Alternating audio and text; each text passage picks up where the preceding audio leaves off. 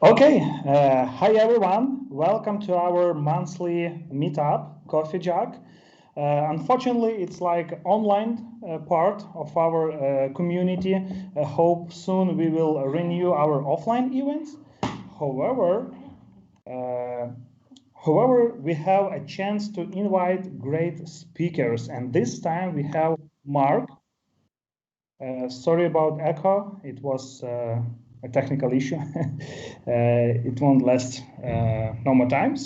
But actually, online events give us a great opportunity to invite amazing people, amazing speakers and professionals around the world. Today we have Mark from the USA, and we will talk about Spring Boot. So welcome to the Coffee Jug. Why we do this, and actually this slide I hope is pretty familiar to everyone, but we do this only for community. The community is our purpose, and here in Lviv, Ukraine, we do all that we can to grow great engineers, to connect people, and actually, as you can see, we also trying to do this around the world and introduce great speakers to you, and as well you have a chance to talk and meet great speakers from around the world.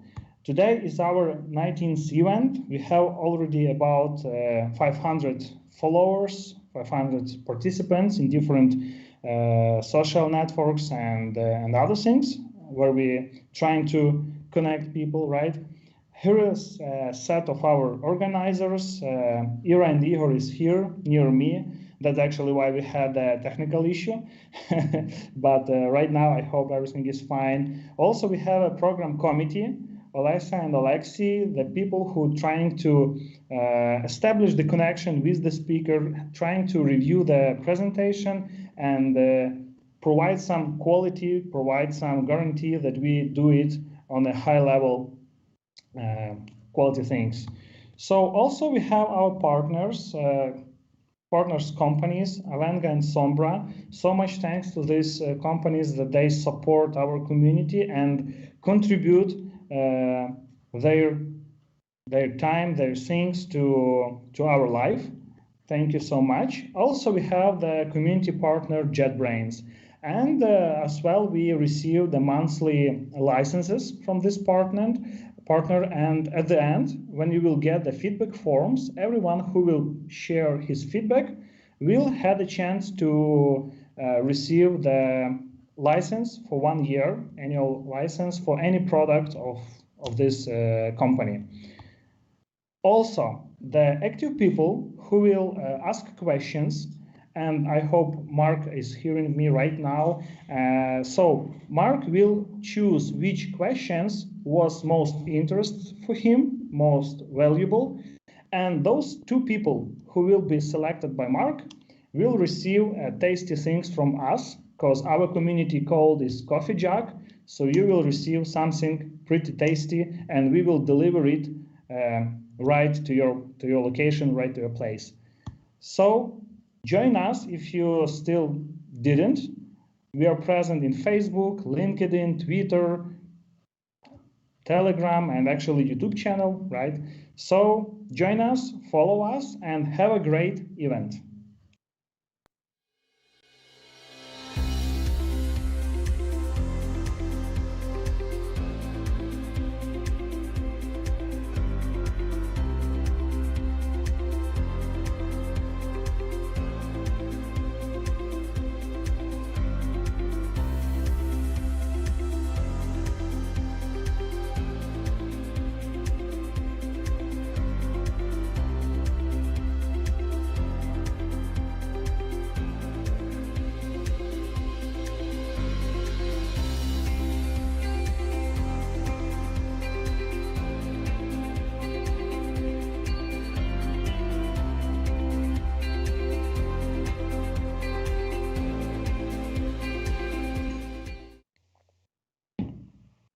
Okay, me? Sorry about that.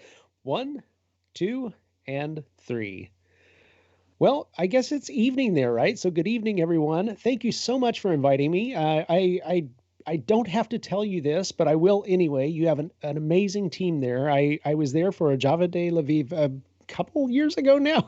Time is rather weird right now with everything that's going on in the world. But a couple of years ago, I got to come visit and just was amazed at the event and the people and just the developer energy there. And hopefully someday again, we'll all get together and chat and share code over coffee in person. But at least for now, we can do this, which is really kind of amazing when you think about it. I think Andre and I were talking just a few moments ago, and when we started this weird journey with everybody, kind of being bunkered in and trying to stay safe, I guess almost a year and a half ago now,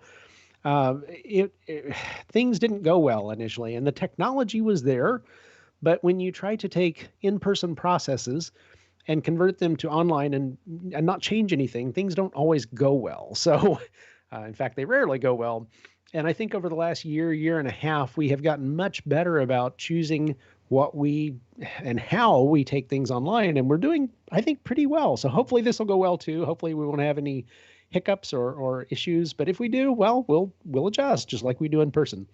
So, today I'm going to be talking about what I call Spring Boot Omakase. And I refer to this particular, and this is kind of new, right? So every time I say every time I give this talk, I have a general talk I called Spring Boot Omakase. And each time I give it, it's different because that's kind of the idea of an omakase. That's a Japanese term that is chef's choice, refers to chef's choice. And what that typically revolves around is a restaurant. So if we go to a restaurant, maybe we're not exactly sure what we want to eat, or maybe we just know that the chef might have some really neat things to share. We just say, hey, give me chef's choice, give me the omakase. And the chef then can choose from favorites that people order repeatedly and rave about and love. Or the chef may choose things that chef is working on to maybe introduce as new dishes, or maybe things that are known or aren't explored as much. So, I mean, it comes out to the chef's choice to just choose some interesting things and place them in front of the customer. And that's kind of what I'm doing with the Spring Boot Omakase. I pick what's interesting to me at that time. And it may be something that is brand new. It may be something that's very old but hasn't seen use a lot as much as I think it should be. It may be things that people are asking about frequently, but I just kind of pick and choose what makes sense to me and what excites me the most at that point in time. So that's today. So today is the Scalability and Deployability edition. First time I've ever given this talk this way. And I've only given the talk a handful of times anyway, but certainly this way is just, it's all new. So things may not go exactly as planned, but we'll work through them, right? We're all developers. We do that. So anyway, I'm getting wound up already. This is kind of fun. Pardon me. So my name is Mark Heckler. I am a Spring developer. I am also officially with VMware a Spring developer advocate. So I get to write code and talk about it. So it's kind of my favorite couple things to do in the world. So and anywhere in the world, from right here, especially this right now. If you have questions, comments, or feedback, please post those in the chat. But if you're like me, you think of the best stuff 10 minutes after you disconnect. It happens, right? So if you do think of something later that you want to ask or share, please do reach out to me. I have, these are my two least, the two email addresses that I check the least infrequently. So I check these occasionally more than I do my other ones. But the best way to reach me really is on Twitter. So if you're not following me on Twitter, I guess the first question is why? But follow me on Twitter at mkheck. If I haven't seen you follow yet and you want to ask something, post it. If you don't want to ask something publicly where millions of people potentially around the world can see it, shoot me a direct message. My DMs are open. So just reach out. It's fun to talk. So a little bit about me. I have co-authored a couple of books. I've contributed content and code to several other books. I actually just completed a couple or 3 months ago now, another book, and I solo wrote this one. I swore I would never write a book solo because it's a ton of work, and yet I did. So we'll talk about that momentarily. But I am an architect and developer, and as you might surmise from the next point where most of my expertise has been won, it's been in the JVM ecosystem. I actually am a Java champion, a Java 1 rockstar, a Groundbreaker ambassador, a Google developer expert in Kotlin, A few other awards and honors that still mean I have to get my own coffee. I don't know. I don't know who I see about this, but the good news is that's trained me well for this past year. So coffee is always there, and if it's not, it's my fault. As mentioned, I'm a Spring developer and advocate. I'm also the sole creator and curator of Spring Noticias en Español. Si eres hispanohablante, déjame extender tu voz. If you're not a Spanish speaker, that's fine. Ignore that. That's no big deal. I actually, in the crazy last year, I haven't really probably kept up with that as enough, but looking forward to returning to that to just share the good news of Spring and Java and Kotlin and Maven and Gradle and stuff in Spanish. So yeah, it's just something I felt I could do. That's my second language. I speak it worse than English, but I try. I'm also a licensed pilot, as you'll see in some of the examples that I do today. It'd been a lifelong goal of mine. I'd worked on it off and on, and finally I just wrapped it up last year. So I'm a fully licensed pilot, and I get to fly around and do certain things, which is nice because that's the ultimate in social distancing, right? From several thousand feet. And in the US, altitude is determined by feet, but is what it is. But yeah, a lot of fun, and it lends to some really cool data sets that you can work with, as you'll see as well. Now back to that book. This was just released. I guess it was February. So I wrote this book, Spring Boot Up and Running, and I wrote almost all the examples in Java and Kotlin. The only one I didn't is in the data feed, and that just supplies the data for everything else in the book, which is both Java and Kotlin. And I just kind of attacked this from the perspective of, these are things that, there are other books on the market for Spring Boot, but I felt like there were gaps. Every author chooses things they want to put in that they don't feel like are as important to put in, or that they want to focus on more or less. Every author makes different determinations, and I felt like there were areas that I could speak to that maybe hadn't been spoken to as well or as much or whatever. But I felt I could add my voice to the chorus and maybe help in some way. So I did. If you're interested, follow the link there and check it out. O'Reilly has a free trial, and if you like it, by all means, buy it. If you don't, that's fine too. It's all good. It's just another option available to you. So for today, the plan. I love this quote by the great composer and conductor Leonard Bernstein. To achieve great things, two things are needed: a plan and not quite enough time. And there's never enough time, right? So that's today, right? We're going to throw some things out and just talk about them and code them. And we'll see how far we get. And, how far we get is how far we get. And again, there's more time. In the grand scheme of things, this is a short time. We have nearly unlimited time after that. So let's keep the conversation going. It doesn't end when we disconnect here. So the plan is, and I'm kind of going to skip rather quickly across the first part of this. When to go reactive, how to go reactive, how to cross the network boundary, because really all that kind of feeds into RSocket. And RSocket gives you the kind of end-to-end across applications, inter-applications, intra-system scalability that everything else builds up to, I guess, for lack of a better way to put it. It gives you certain resilience capabilities and whatnot. And I'll mention some of these and show you some of these as we go, but it just kind of takes things to the next level. And then I want to talk about deployments. And this is really exciting to me because, of course, most of us deploy to containers. Not everybody, not every target platform is container based, but increasingly so. So I want to speak to the containerization. I also want to talk about native code. And I guess just to clear this up front, native code is not something that I and most people see as being 100% solution. There are going to be many, many, many times that native code isn't compelling. And just for a few reasons, just to rattle them off the top of my head, native code takes longer to compile. And of course, when you go from a few seconds to several minutes to build a native executable, a native deployable, that's time that you're taking out of a developer's productive time, right? It also means that there are many times that if you have a 1.5 second startup, that's not particularly problematic. If you have an application or a process that is long running, let's say it runs for an hour, 1 second startup for an hour runtime, or maybe even several hours or days, is insignificant. It's not even statistically significant in any way. So in that regard, it probably doesn't make sense to optimize for the startup to drop less than a second, or maybe about a second in startup time, when it's running for such a long time thereafter. However, there are going to be times when native code makes a ton of sense, when it's super compelling.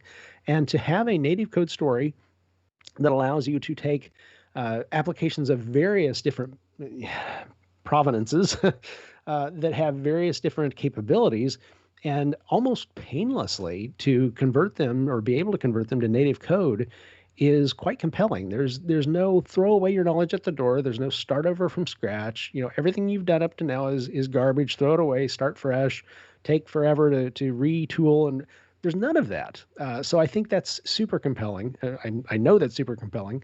And again, we'll kind of double back on the containers too, if you want to see that. so let's code. Let's see. So that wasn't too bad. We got through that pretty quickly. So let's get right to the good stuff. All right. So here's the Spring Initializer.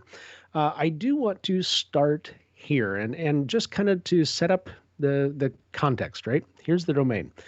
I have an application. Let me back up. I have a device that allows me to track aircraft that are in the area. I told you this is going to be airplane centric, or at least somewhat data set focused.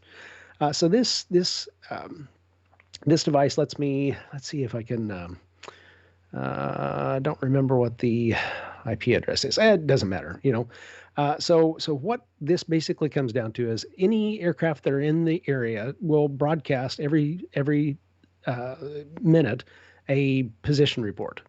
And that allows controllers, air traffic controllers, and others like in the TRACONs and the centers, to be able to see where aircraft are and deconflict their flight paths.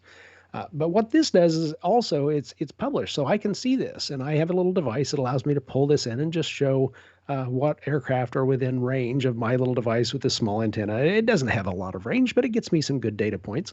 And real data is always more fun to deal with than generated data, right? So this is where I thought would be kind of cool. So I have this application set up. Let me just, there we go. And it's just called a plane finder application. I use this in my book as well because, again, real data is better than fake data. And I have just a couple of endpoints set up. So an aircraft endpoint I can pull and get a group of aircraft that are in the area at this point in time that are reporting positions. And then I have a stream of aircraft here, an AC stream endpoint. Now, let's focus on this first, because what this allows me to do is just to hit an endpoint over HTTP and to get back, in this case, a flux of aircraft.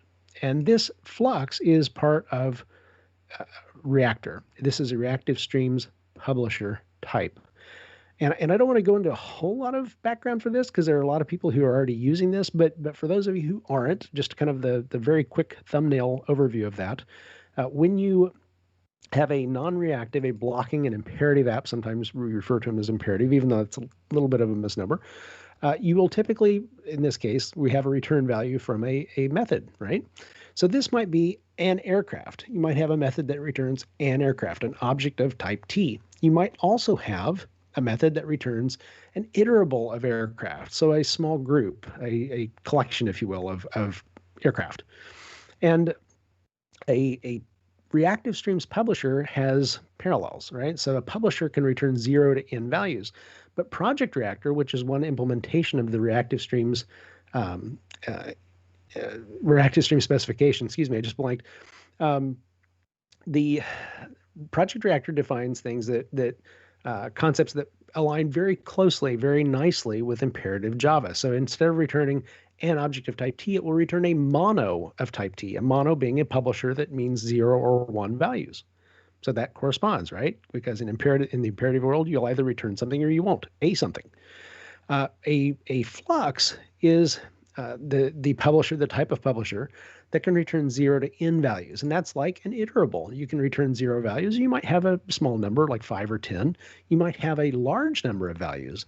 And in the case of a flux, this may be these values will arrive when they arrive. So it might be a group of 8 that come back right away. It might be one that trickles in every second till the heat death of the universe. So this publisher will publish values as they come in, and it could be an indeterminate number of values over an indefinite amount of time. So that gives you a little more flexibility. Non-blocking types, publisher types, are easy to convert to blocking types by simply blocking and grabbing that, in this case, each aircraft as it comes off the line.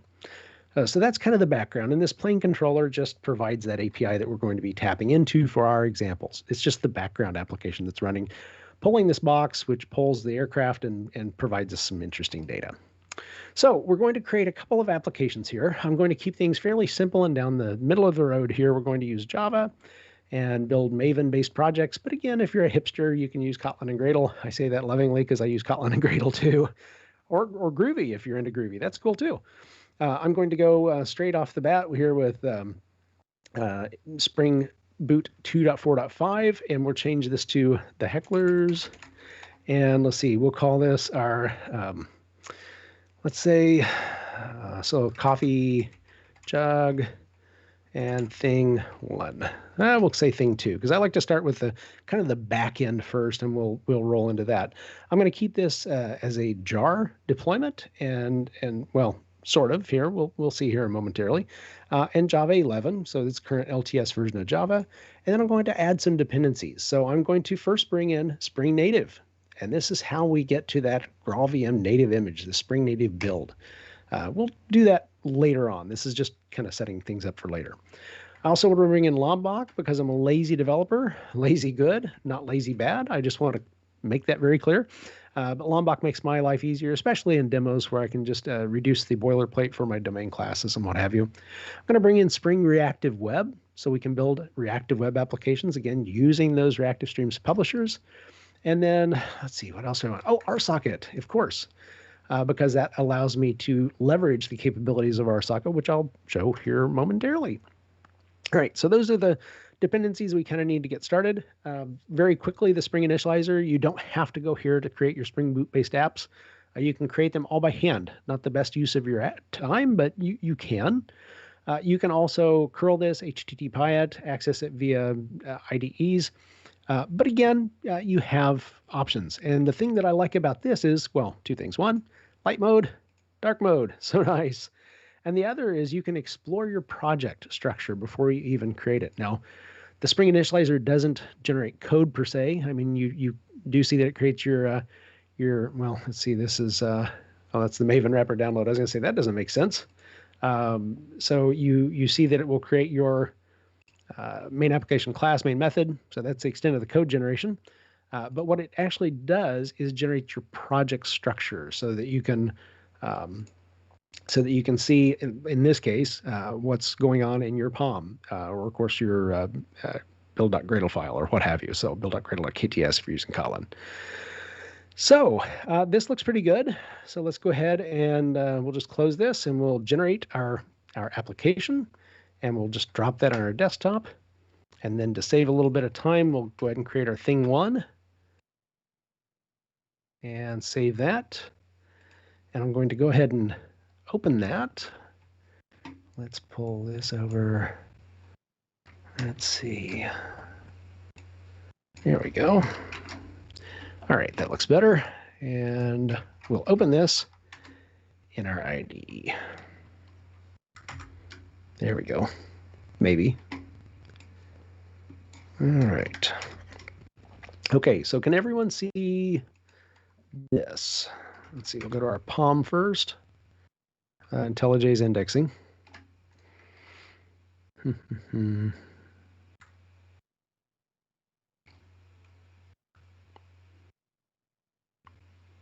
I hear my machine is already humming.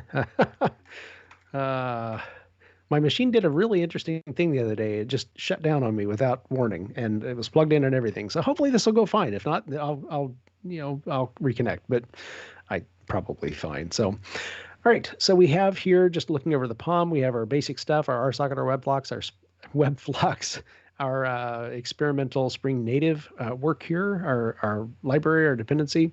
And then if we go down here, we see some things here for once again, our Spring Native application creation. I'm just going to go ahead and comment this for now, and we'll just run this straight out. So go to my application properties and the main application class, And for starters, with our application properties, what I'm going to do is just define the server port that we're running on as 9090. And of course, if you don't indicate this, what this does is defaults to, if I can type, 8080 as it shows. But of course, that means that each application you create with Spring Boot, unless you tell it otherwise, will default to 8080. We don't want to have port conflicts. We'll just do that. And since I'm using RSocket, I want to set up the RSocket server port as 9091. Now, with RSocket, when you interact with different applications, I guess I should go ahead and refresh this while I'm thinking about it. When you're working with different applications with RSocket, one will always initiate the contact to the other. But once that contact is created, that connection is made, the distinction between a client, if you will, and a server kind of disappears. So it really doesn't matter after that point which application initiates the conversation going forward or how that happens.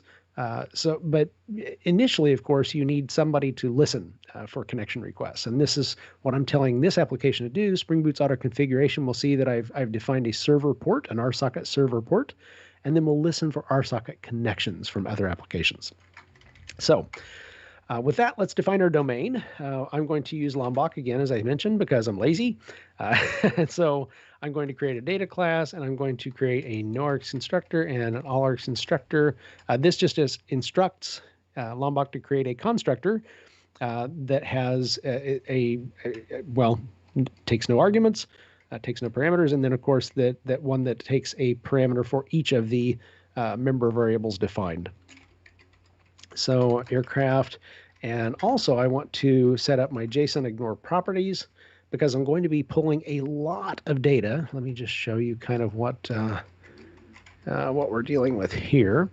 So this is the kind of data that I get from my little black box, right? So it has a call sign, a squawk code, which is the transponder code that the aircraft broadcasts, the registration number for that aircraft, the flight number it's on. So if it's a commercial flight like Southwest Airlines or United or Delta, it'll have, let's say, DL489, and then the route it's flying. So from Dallas to Houston or New York City to LAX, the type of aircraft, the category, it tells the altitude, the heading, the airspeed, it tells the vertical rate. So whether it's climbing and descending and by how much. It tells the selected altitude, which is the altitude that it's targeting. So if it's targeting 36,000 feet, but right now it's at 2,600 feet because it just took off, it'll show both of those, and so on and so forth. So it's quite a bit of data. We don't really need all that data. We don't really care about all that data for our example. So I'm just going to strip out some of these properties. I'm going to ignore them, just ignore any that we don't need or want. And then let's define what we have. So I want to grab the call sign, the registration number, the flight number, and the type of aircraft. And then I also want to bring in the altitude, because that's interesting, right? The heading and the airspeed. And then private, the Latin lawn. So we've got our position report. And that's probably sufficient. Okay, so the next thing I want to do is just to create a controller. And if we were doing an HTTP-based API, we'd probably create a REST controller, but we're actually creating an RSocket API. So I'm just going to call this our thing to controller, and let's set up a message mapping, and we'll map this to request response. The reason I do that is because there are 4 interaction models present in RSocket, defined interaction models, right? One is the request response, which corresponds very nicely with what most of the time we deal with in the real world, right? We issue a request, we wait, we get the response back. So I'm going to be providing back a flux of aircraft, right? Let me make sure I have notes over here because, again, each time I give this, it's different. And I want to make sure I haven't skipped over anything that's particularly interesting. And yes, I already have, because as a way of, and this is a little bit of an artificial construct, you'll probably see as we go, but I wanted to highlight that for a request, I'm getting a single response. So I'm just going to return a single aircraft in this particular example. So a mono of type aircraft. We'll call this request response. And I'm going to be getting in a mono of, I just like to do an instant, so that way I can do a timestamp, so we can see kind of when things came in. and where we go from there. So return, and I'm going to grab first that timestamp mono, and then I want to do on next. I'm just going to take my timestamp and just print that out. So I also like to show something here that lets me kind of sift out, because when we get a lot of things going in our logs, this is kind of nice to see and differentiate between them. So I'm just going to print that, and then, which as you see this, it takes a mono and it returns a mono, but I don't have anything just quite yet, no way to get that data from my Plane Finder application. So what I want to do is first create a web client, a reactive web client.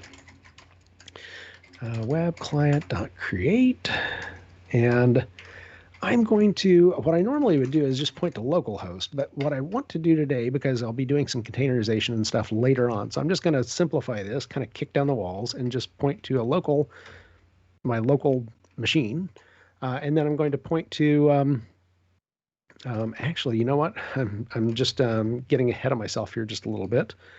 So http://aircraft.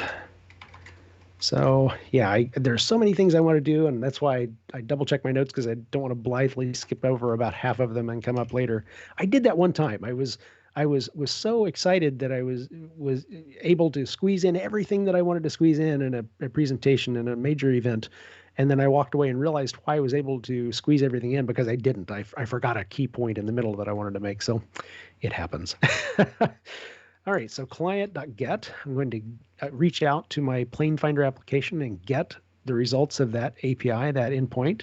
And then I'm going to retrieve those results, and I'm going to convert that body to a flux of type aircraft, because I know that's what it's going to be providing.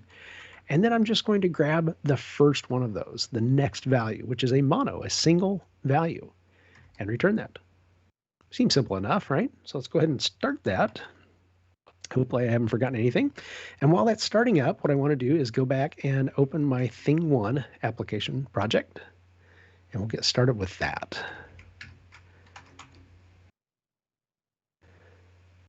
Oh, and it's open it on my other desktop. Awkward. Okay, so you know what? Let me see if I can do this. There we go. And let me close this so we have a little bit more to go on there. Close, close, open. The POM, once again, I'm going to go to my dependency and we'll comment that. I'll refresh the project dependencies. And why did it say refresh again?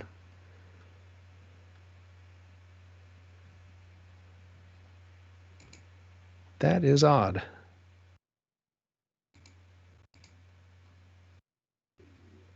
Huh, huh, huh.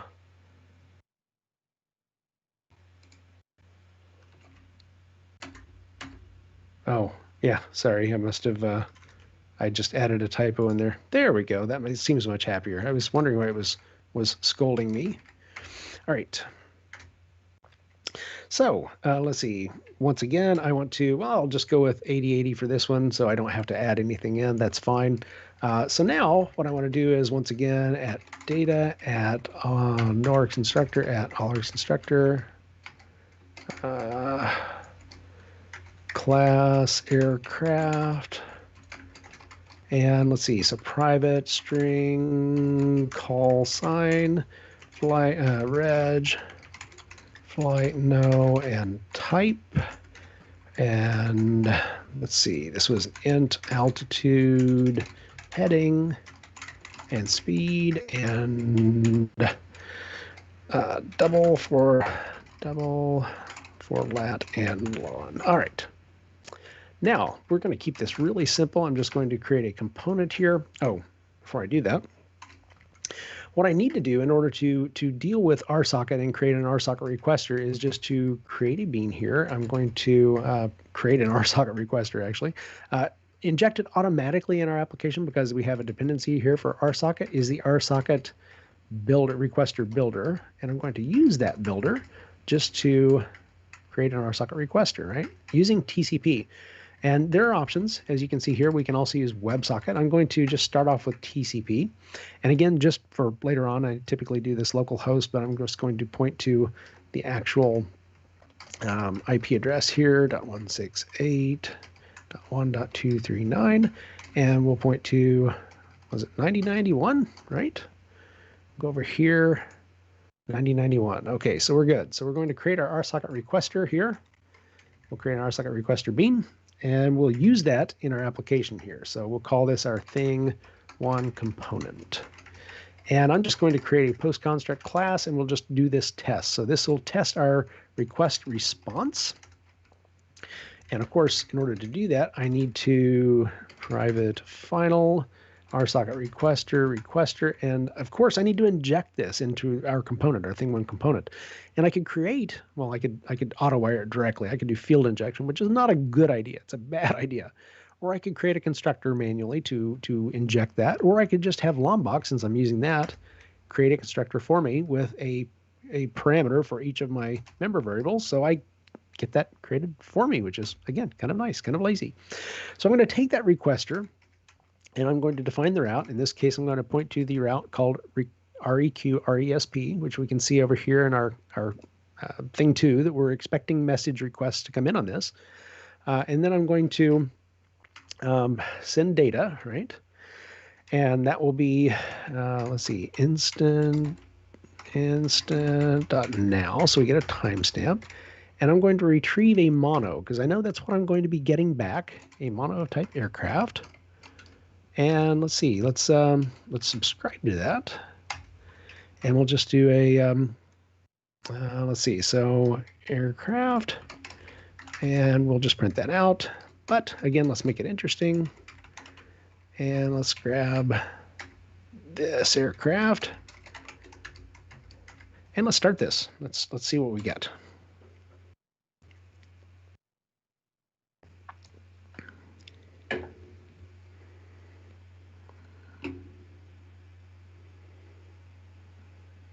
Oh, okay. So here clearly something is wrong, and this is what always happens. You know, connection refused.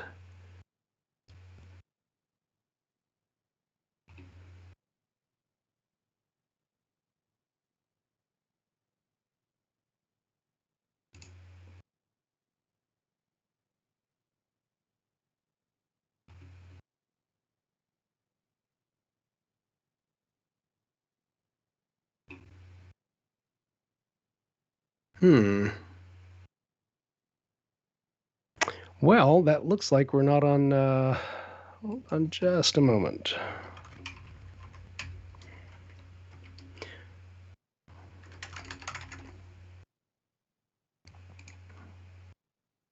Let's just streamline here. This 2168.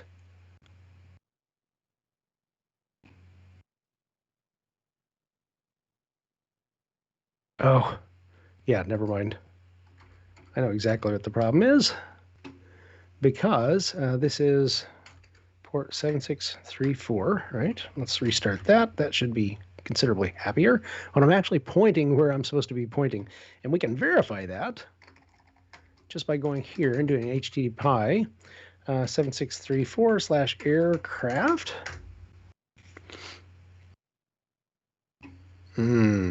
Well, that tells me something else is awry here. Not sure what happened there. Oh, yes, you know, it's interesting because, again, I'm working this through as I go. And you notice that this is caused because I'm actually storing this into an in-memory database. And based on the data that's available, I've defined these values.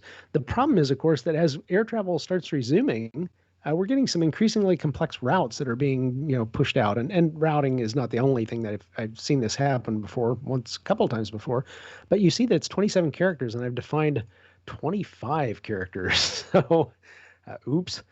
So let's go to our schema. Let's just increase this a little bit. So let me find my route. This is not not a hard fix. So let's just change this to 30 characters. Interesting. And this is the problem when there's no really well-defined data. You just kind of work through this, come up with what looks to be right, and then occasionally you find out that you weren't quite generous enough. So let's go ahead and restart that. I should have queried this from here just to see if that worked. And it does. Okay, so let's make sure this works. All right. So that looks and works much better when the application behind these two applications isn't dying because of data issues. So we see that we got here our timestamp. Let me try to zoom in on that. We got our timestamp of the request coming in, and we returned exactly as we requested, one aircraft, 0 or 1 aircraft. If there weren't any aircraft in the area, we'd get back nothing, of course. But in this case, we got back the first aircraft, a Delta Airlines Flight 375, the national registration number for the aircraft itself, the tail number as they call it, flight number, just shortened, and then the type is an Airbus A321. The altitude, current altitude is 36,025 feet. The heading is 315, so somewhere in the northwest. The speed is 390 knots, and here's the latitude and longitude. So pretty cool, right? That's and it works. Everything works. So let's see if we can break it. Break out a bigger hammer. So I'm just going to copy this, just in the interest of time, because I didn't realize how far along we've come. So I'm going to change this to a request stream. Stream with an M. Yeah, there we go. And I'm going to return a flux of aircraft. So we'll get more than one. Request stream.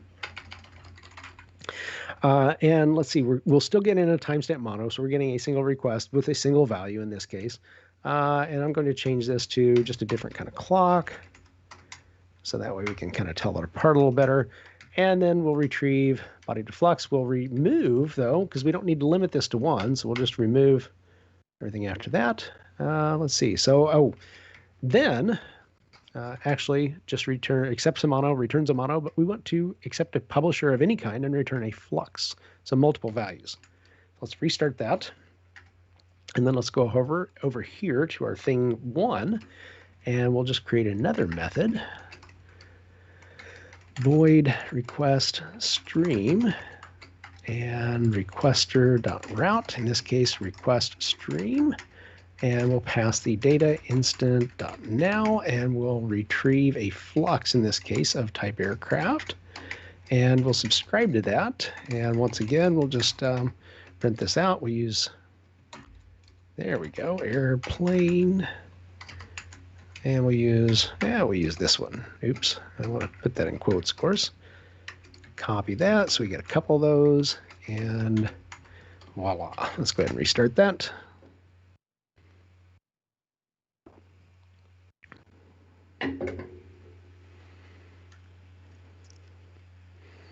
Now, that looks interesting. Now, of course, in this case, we still just provided a single timestamp. Oops, let me zoom in on that. So we still just got a single timestamp.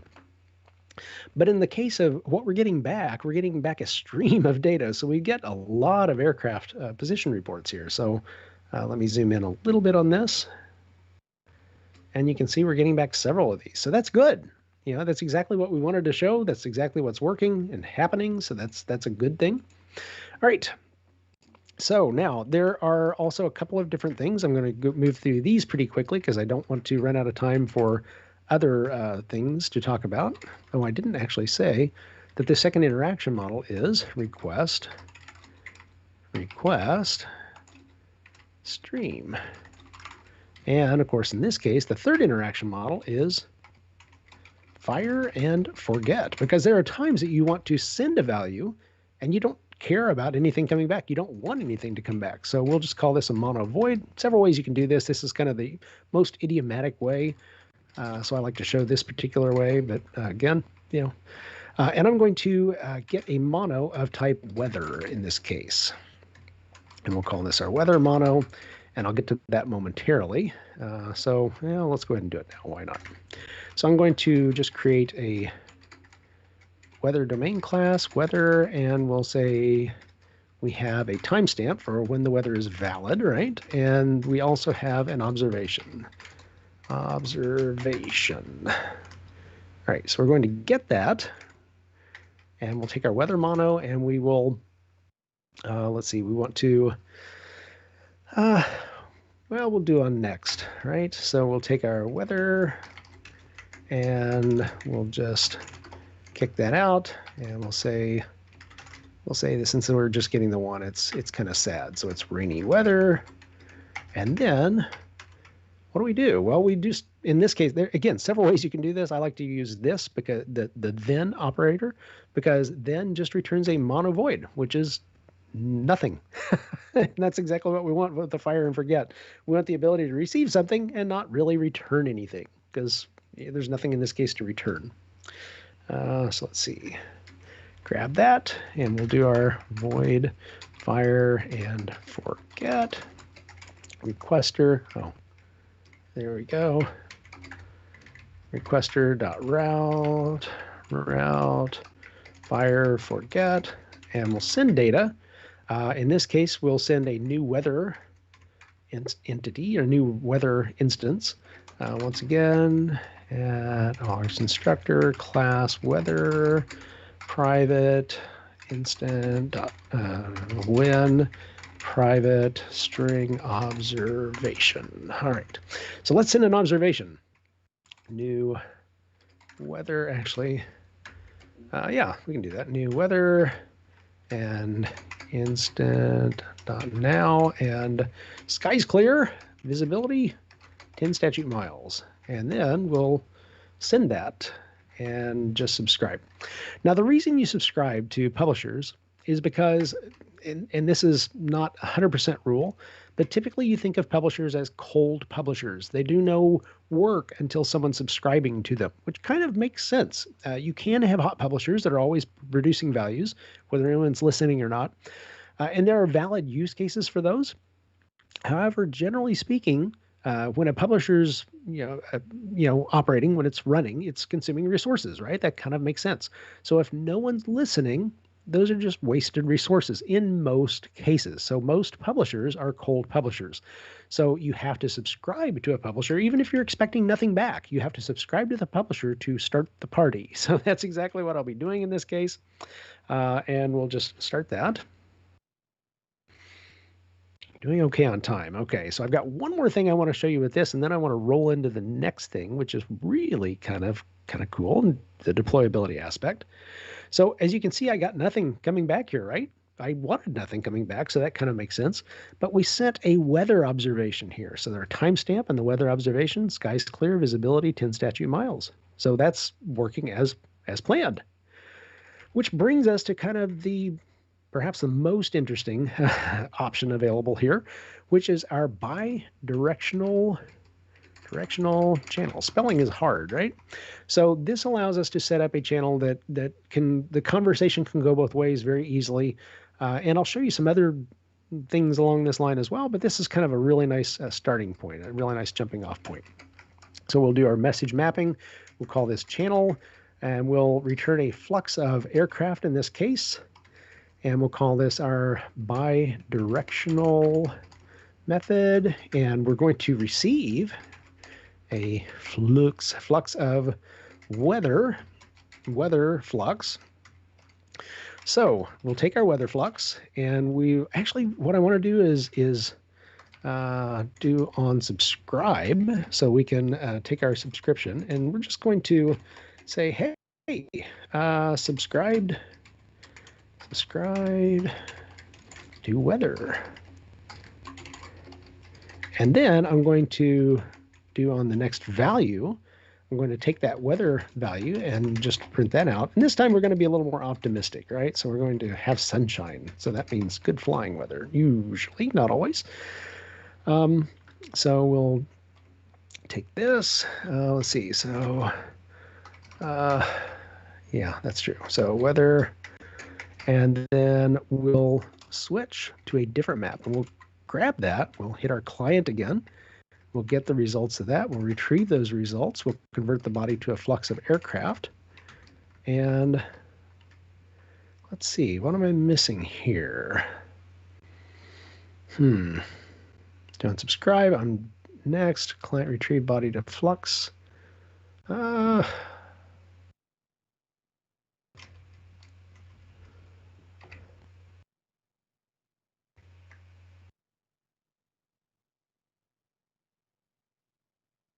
Oh, of course, because I'm taking in the weather value and then I'm returning the flux of aircraft. So, oh yeah, that's again, I'm thinking ahead to the things that I want to show, and sometimes that means that I skip the things that I need to show. So that's crazy. But here we go. All right, so oh fine, don't make my life easier. So there we go. So void, and I'm just going to do a directional method, and we'll do our requester.route.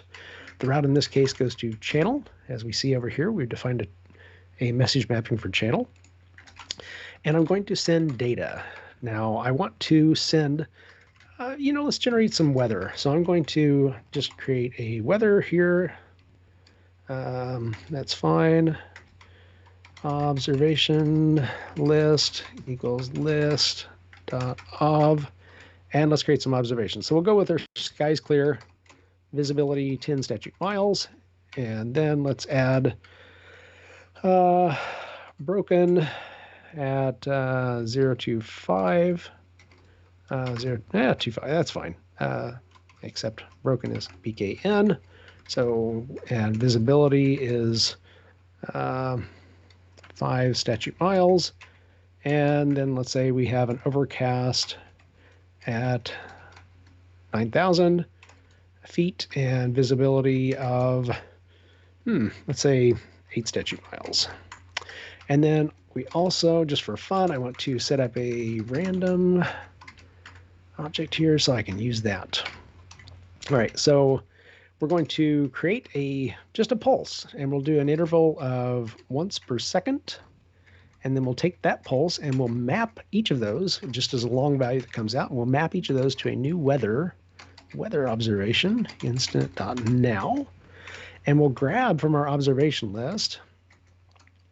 Let's see, well, which one do we want? Well, we'll just do the next int based on the size. And that'll be sufficient, I think. And then we'll retrieve a flux coming back of aircraft. And then we'll subscribe. And then we'll take each of those aircraft and we'll print those out. And let's see, so there we go. Which one do we want to use? Let's do the taking off aircraft here. So, ooh, there we go, plus AC. And let's run this. Now here's where it starts to get really fun, because we're going to see some bidirectional action going on, but it doesn't stop there. Oh, yes, I don't know why Lombok sometimes does that, or IntelliJ. Easily fixed. All right.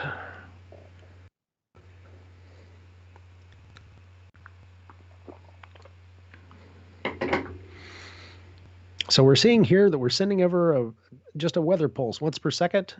And we're getting back all kinds of aircraft. Each time it's sending a weather pulse and saying, hey, what aircraft do you have for me at this point? And it's getting a new set.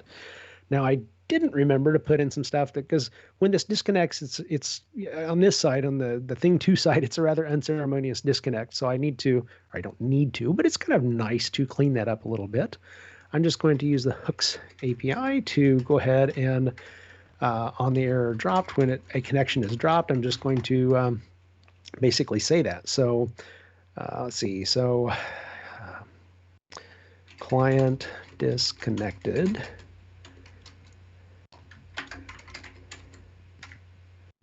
Dot localized message. That's good enough. All right, so that cleans that up just a little bit. So when we start off next time, we have that. Now, again, I mentioned that this is where things get really interesting because we have a bidirectional channel going now, but there's some really cool things we can do. So what I'm going to do is grab this, and I'm just going to go ahead and create a second component. How much time do I have? Oh, we're running really tight on time. So while I'm doing that, actually, I'm going to stop this and I'm going to hop over and show you something else. And then I can code while this is going, because this gets really, really fascinating. I'm going to uncomment my Spring Native build information, right? Now, the one thing that I do need to do, and that I sometimes forget to do, because again, how much does your code need to change when you go native? Well, in the case of Spring Boot, not a lot. I mean, we do a lot of the heavy lifting for you. We have a team that's really working diligently to make this as absolutely frictionless for you as we possibly can. which is pretty awesome, all things considered. But let me just paste this down here while I have this in my buffer. So there we go. But what I want to do here is show you the one thing that you really do need to do, and it's just trivial, but it's to allow you to, let me see if I can find something to pull over and shorten my time. And of course I can't, so that's fine. I'll just I'll just type it. So we have a type hint because we want to point to a domain class, the things that we need to marshal and unmarshal. So we need to create the ability to pull things off the wire. So I want to define my types equals, and in this case I want to bring in the ability to marshal and unmarshal aircraft. Yeah, that was right. And then whether typing is a thing. Why can't typing be fixed? And then the type names of, and this is the Hecklers. I should wrap this, shouldn't I? That makes it a little bit nicer. The Hecklers dot, and this is thing 2, right? And aircraft. And, oh, actually I do need to do the same thing here. Dot the Hecklers dot thing 2 dot weather. There we go. So we define our type hint, and that just allows us to create those objects as we retrieve them, and everything else looks pretty good, right? So we've told it to use Paketo build packs to build our native image, and again, different ways you can do this too. You can build this locally, or you can use build packs to do it. Just so easy to do either way. But I'm going to use this because it's a little faster for me to do this and go back and do the other things. So desktop thing, CoffeeJUG thing 2. Oh, is that? That's a good point. I might need to make sure that that's correct. CoffeeJUG thing 2. Well, yes, that would be problematic if I didn't do that. So let's change that. CoffeeJUG thing 2. CoffeeJUG thing 2. All right. So now you can build this. I should say you can actually build this from right here. So if I go here and go down under my plugins and Spring Boot, I can do a build image. I can do that there, or I can do this from the command line right here, right? And I can do a Maven Spring Boot build image, and I have Graal set as my my JVM, or as my JDK here in this particular window. And then while that's doing its magic, I'm going to go out here and just show some fun stuff here. So I'm going to create my second component, component 2, and let's see. So I want to enable scheduling, and here I want to do this. There we go. Oh yes, I need to inject my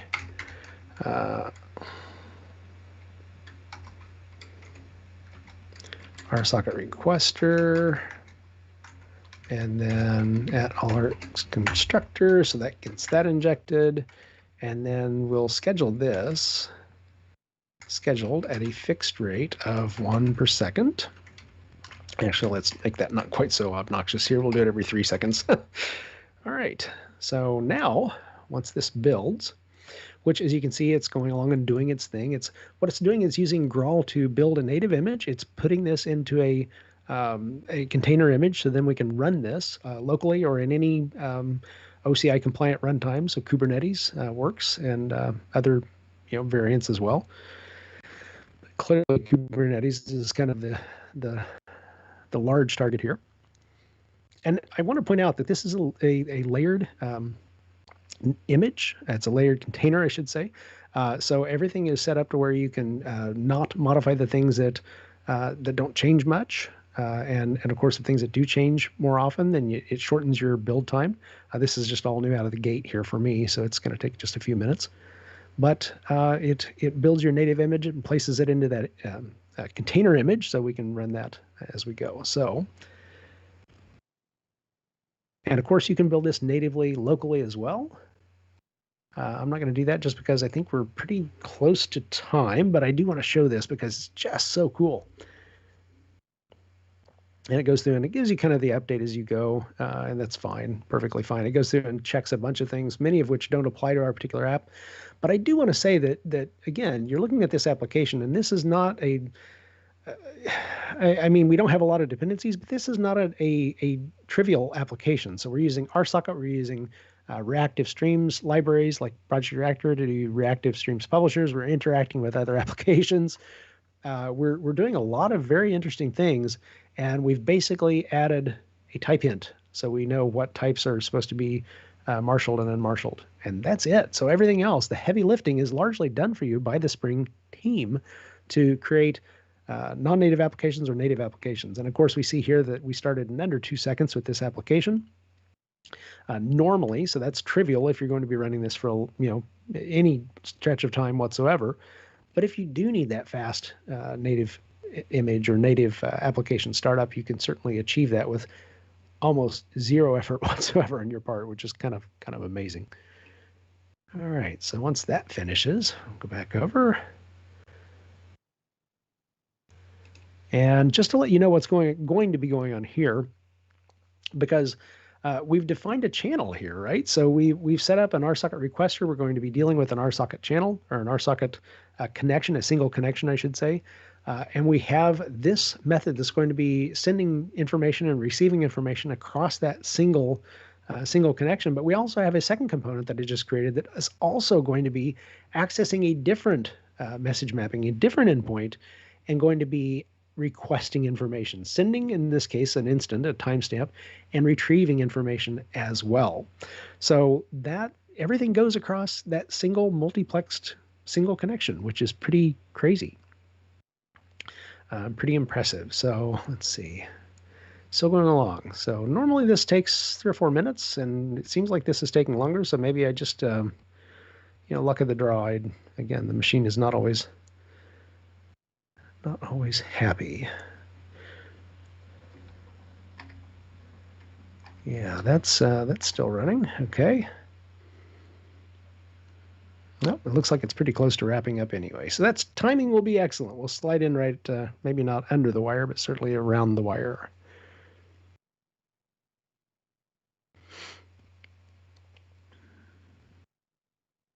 Parsing. And again, I just want to point out that all of this in your POM was created for you, added in for you.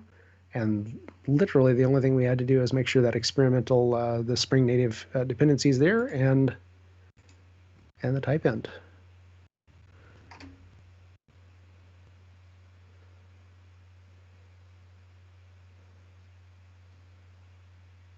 Okay, so while this is coming up, do we want to roll into questions really quickly? As soon as we do, then this will go ahead and stop. So that's the way it usually goes, right?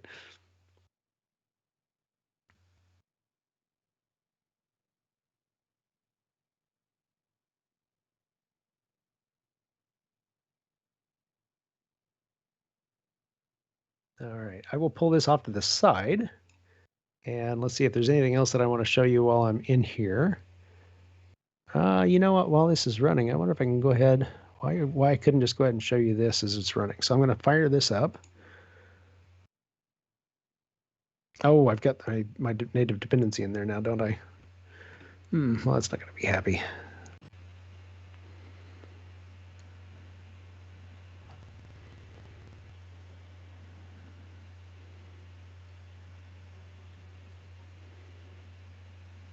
Well, actually, even with everything running, it's still going to go ahead and fire up, so that's fine.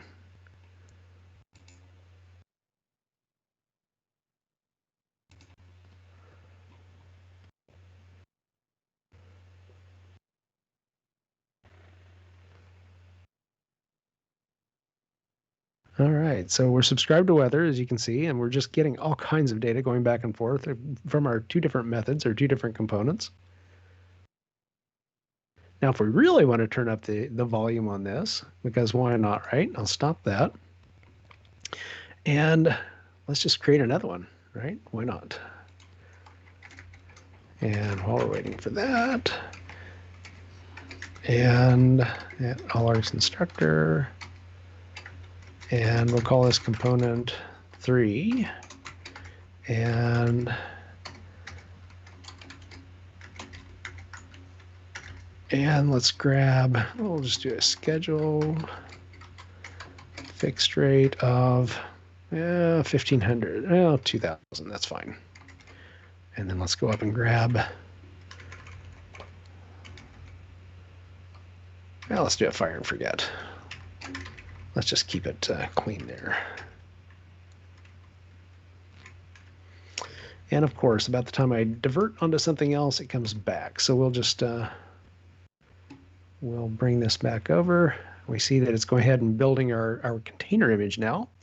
So we built our application, now it's just creating the image. And while it's doing that, I'm going to go ahead and run this really quickly. Hopefully I can sneak this in before it gets done. Oh, of course, it just got done. Darn the luck. Okay, so yeah, that took a crazy amount of time, I guess, because I do have so much stuff running. Normally it takes about 3-ish minutes, but maybe with Skype and everything else going in the background, it's just, I don't know. But anyway, we see that this is accessing this. We're feeding data, we're getting data, and yeah, just really cool stuff. So I'm going to go ahead and, hopefully I haven't forgotten anything. I'm going to go ahead and fire this up. If I do a Docker images grep CoffeeJUG, yep, we see that's out there. So I'm going to, let's see if I can cheat and use something I've used before. So Docker run, yeah, that'll work. So we'll use CoffeeJUG thing 2, and the port should be right. Jug thing 2. Why not? Oh, let's see. What did I miss on this? CoffeeJUG thing 2. Oh, hyphen.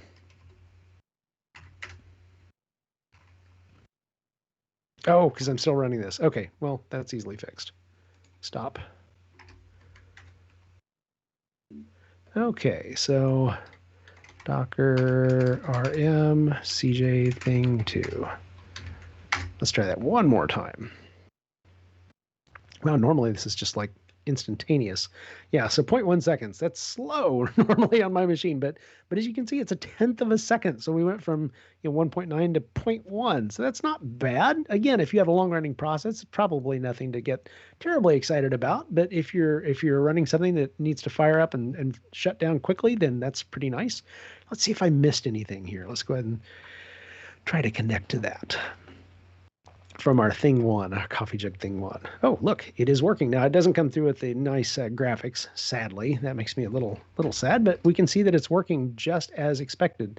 So I'm running this locally. I'm accessing this that's running in a container as a native image, and then I'm using this to access a local version of Plane Finder, which let me see if I can go out and pull that up. There it is. So that's working.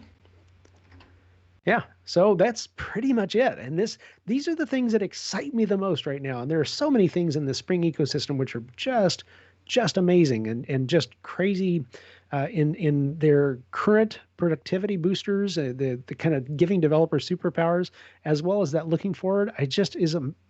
There so many things are covered to give us the ability to respond quickly to our users' needs, demands, and provide superior business value without having to come up and throw away everything and restart. I mean, this is just out of the box working. And I like to point out that Pet Shop, if you're familiar with the Spring Pet Shop, is a very, not insignificant monolithic application. Guess what? That runs as a native image too, with pretty much minimal effort on your part. So what works in nearly any case is pretty much nearly any Spring application out of the box as a native image or as a standard JVM-based application. So pretty cool. With that, I will stop for now and field any questions, and then we'll just, I guess we'll take it from there. Andre? Yeah, thank you so much. Let me check with my colleagues. Is there any questions in the YouTube? Since we have a delay between our call and the YouTube stream, let's wait for the couple seconds because I don't see any questions, at least for now.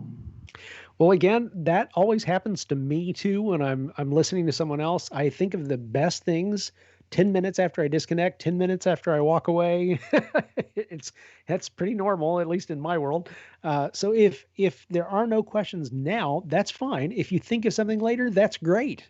Ping me because again, I'm always online. We're all always accessible worldwide. Just ping me. Just a tweet away or a DM away. Yeah, sure, no problem. But yeah, I think like the delay is generally is just a couple of seconds, not a minute or something like that. So since I don't see any questions at this moment, then no question, Mark. So Well, thank you very much for inviting me. I like I said, I look forward to the day that I can come back and see you in person and maybe give you a big hug, a safe, non-transmissible hug.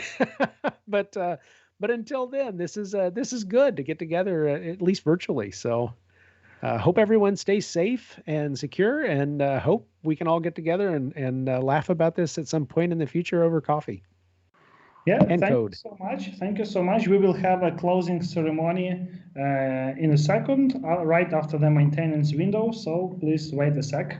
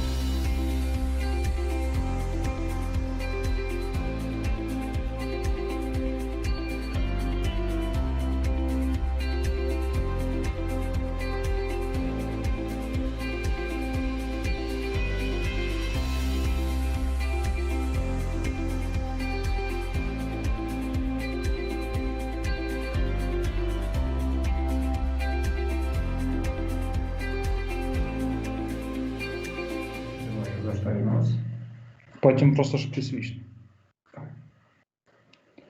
Okay, so right now, like we have a closing ceremony, but before we'll proceed to it, I see that there is one question to you, Mark. What protocol do you use for AirSocket? Evgeny is asking. Oh yes. I mean, typically, well, I showed just using a TCP connection. WebSocket is equally easy to do. And I should say that the way I show use of RSocket is from Spring Boot. So with an RSocket starter, but you have actually more capabilities just using bare, I guess for lack of a better way to put it, raw, unedited RSocket. But Spring Boot is perhaps the easiest way to consume RSocket and leverage RSocket. And right out of the box, right now, TCP and WebSocket connections are supported. And RSocket themselves, I say themselves, I mean, we've got Oleg and others who are working with and on RSocket. But certainly there are other underlying protocols that are in progress. But right now through Spring, it's just painless and easy to use TCP and WebSocket. I didn't show this, but to convert between the two, literally for the RSocket server, you define the property and point it to the RSocket protocol of WebSocket. And for the RSocket requester, when you create it, instead of using the TCP method, you use the WebSocket connection. And it's really just as simple as that. Okay, thank you. And we have one more question from Sure. Vyacheslav. Hello, does Spring Boot RSocket have the out-of-the-box opportunity for the logging of the raw payload, like JSON, which is sent or received? I mean, it's based on Reactor, and Reactor can log the payloads. So I mean, yes, in that regard, yes. but it is built on built on Reactor, and Reactor you can log everything as you go as well. Okay, thank you. One more thing from Yaroslav is, how big is a Docker image? Well, let me go over and check. Let's see. So, actually, yeah, it's probably just easier to. Let's see, CoffeeJUG. So the image itself is 96 meg in this particular case, but obviously it varies based on what you have in there. And let's see if I have just an example just for comparison. Pop up another window. Give me just a second.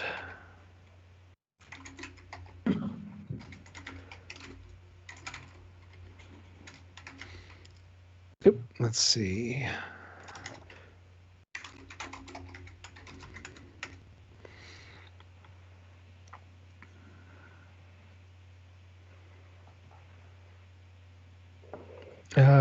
Actually, I don't have a point of comparison.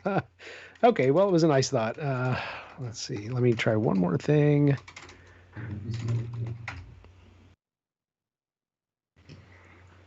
Yeah, 96 meg roughly for the dependencies and everything that I have in that particular one. But it varies based on what you have in there, obviously. Oh, my colleague just woke up back there, my dog. Okay, cool. So no more question, at least for now. Anyway, this YouTube video will be accessible from outside. So probably one day there will be more questions and people will find you.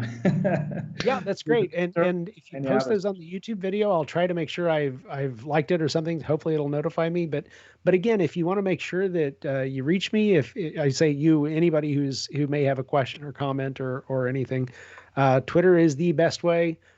Just publicly hit me up or DM me. That's great.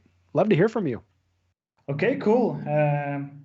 Anyway, Mark, before I will switch to the closing ceremony, we have like an opportunity to give some tasty things to our online participants. So we have a couple questions, and actually it's up to you to decide two people who may like get this tasty things from us. Probably it's not need to decide right now, but if you can do it right now, it would be better. So we have like a couple questions. I will just recall you. One was related to what the protocol do you use for socket. Another one was what kind of logging things or sockets has out of the box. Another one was related to Docker image. So. I mean, that's tough because they're all really good questions in different ways, but I think I'm going to have to go with the first one, which is which protocols were supported. So yeah, whoever came up with that one is, again, great questions on all and very but the first one's probably my favorite, just by a smidge. Cool. Okay, we got it. So I'm switching my. Thank you, Mark. Let's proceed with.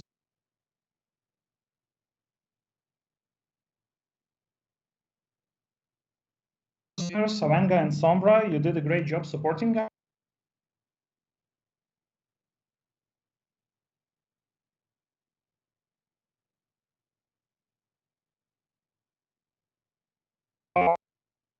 In randomizer to won the 1 year license from JetBrains. Activity bonuses, we already have the winner. Mark already did his choice, so we will contact with that person who asked the question about the protocols. Join us in all possible social networks, some of them provided here, also YouTube, also LinkedIn. Follow us and see you next time. Bye-bye, everyone.